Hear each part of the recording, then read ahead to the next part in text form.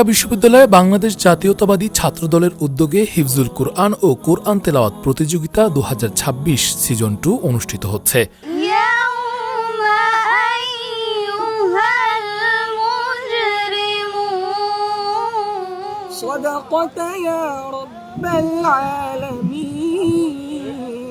গত রোববার বেলা 11:20 বিশ্ববিদ্যালয়ের হাকিম চত্বরে এই প্রতিযোগিতার উদ্বোধন করেন ছাত্রদলের কেন্দ্রীয় কমিটির সভাপতি রাকিবুল ইসলাম ও ছাত্রদলের সাধারণ সম্পাদক নাসির উদ্দিন।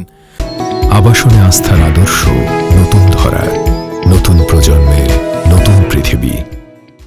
ছাত্রদলের কেন্দ্রীয় কমিটির সভাপতি রাকিবুল ইসলাম বলেন, শহীদ রাষ্ট্রপতি জিয়াউর রহমান এবং দেশনেত্রী বেগম খালেদা জিয়ার সময়ে এ ধরনের প্রতিযোগিতা চালু ছিল। ছাত্রদল তারই ধারাবাহিকতায় প্রতিটি ক্যাম্পাসে হিফজুল কুরআন ও কোরআন তিলাওয়াত প্রতিযোগিতার আয়োজনের কাজ শুরু করেছিল।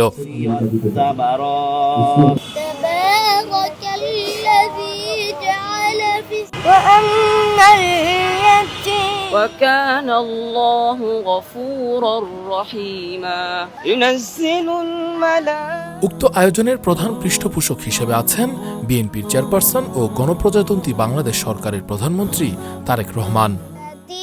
تجادلك في زوجها بل كنتم قوما طاغين